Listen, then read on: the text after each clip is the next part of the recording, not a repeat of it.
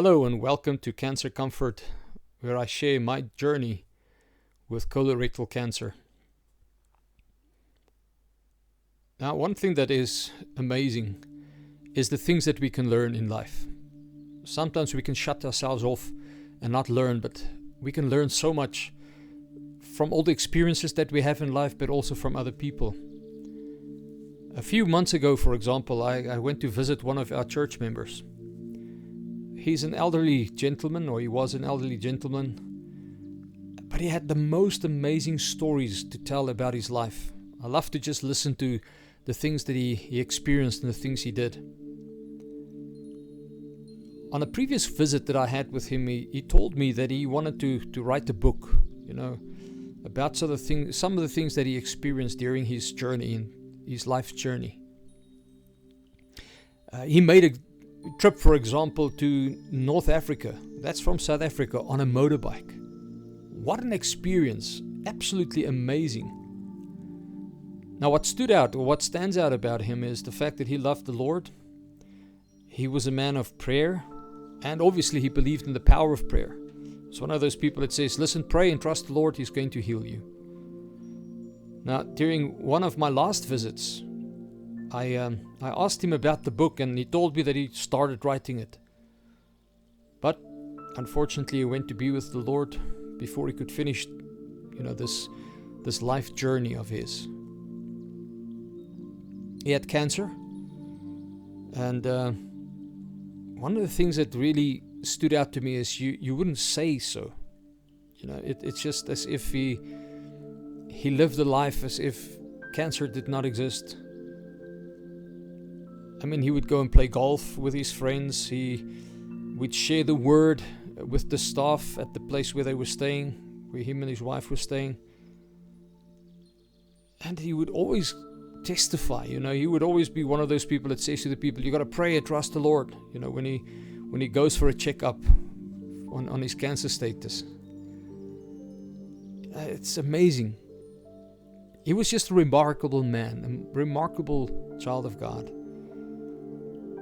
Now, just before he died, I had this urge, and I knew on that Sunday morning, just after the service, I had to go and see him. So I organized, and I went to go and see him just after the service. While Stefani and myself, we went to go and see him.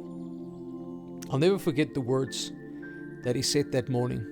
Completely different to the previous time that I went to visit him. He said, I don't know why I'm still alive. I don't know why I'm still here.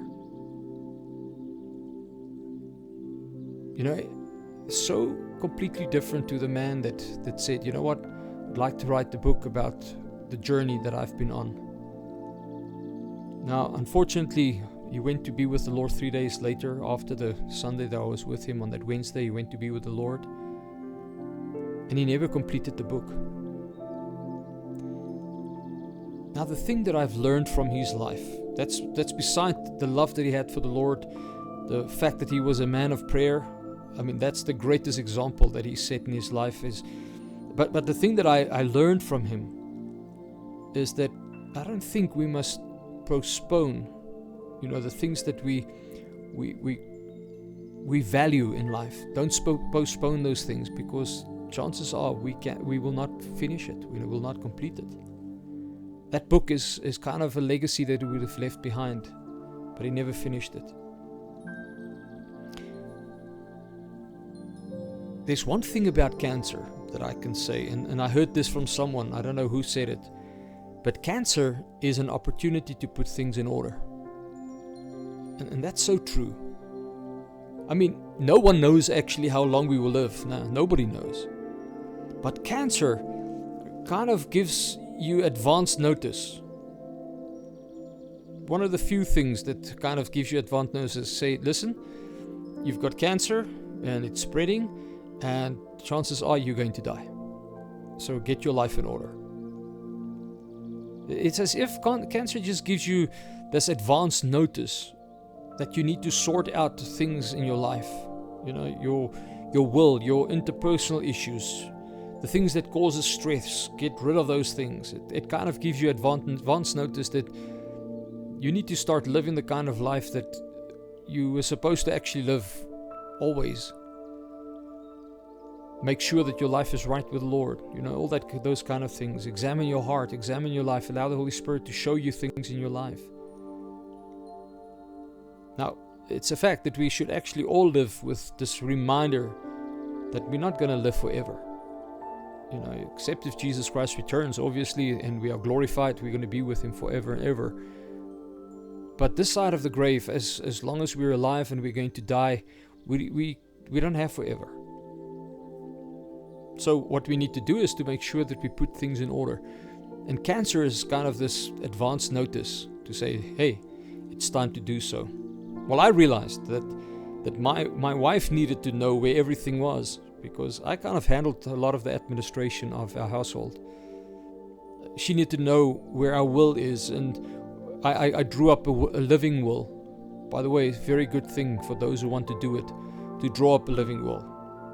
I wanted her to know all the bank account details, all those kind of things, passwords and emails and pension information and medical aid information and SARS and where all the policies are and all these kind of things. I wanted her to know all those things, and we kind of drew up a list with all the information that's on it, so she won't have to struggle, when I can't do anything anymore or if I pass away. Now let me tell you, it's hard to get these things sorted out, because it's as if you're saying, listen, I'm dying now, which is not actually true. You're not saying that. You're just getting your house in order. You're just getting things in order. And we are supposed to make sure that our lives are in order, whether we have cancer or not. No. What we normally try to do is we try to postpone things that are supposed to be done as long as possible. We actually don't want to think about death. No. We don't want to think about death while we are still alive. Why think about death if you're still alive? But the reality is, and this is part of my journey, is that death is inevitable. These things that I now need to do is things that needs to be done. And the thing is, the more physical challenges I get and more emotional challenges there are, the harder these things get. So it's important to get these things sorted out and keep it sorted out. That's something that I've learned on this journey that I'm on.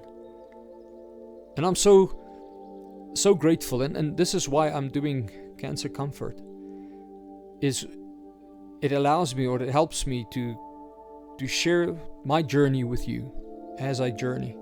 I'm struggling, I must be honest, to have content to share with you. I realized I'm not as open as I thought I was.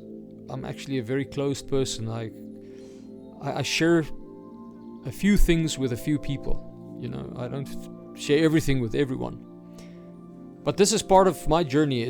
I'm not going to write a book because I don't really write books. I'm not very good at writing, but I decided, but I can share my journey with you, and I would like to do it in share part of the physical journey I'm on, the emotional journey that I'm on, but also the spiritual journey that I'm on. Because at the end of the day, I hope that in sharing this journey with you, that it will be a blessing to you, that maybe you'll learn something, maybe you'll just be encouraged, maybe you'll be comforted, maybe you'll be challenged to change certain things in your own life, which is good, because at the end of the day, we need to do the right thing at the right time. Okay, so God willing, until next time, thank you very, very much for watching. Thank you for being part of our journey, because it's not just my journey, it's my journey, it's my wife's journey, it's my children, those who are close to me. It's the church is also sharing this journey with me.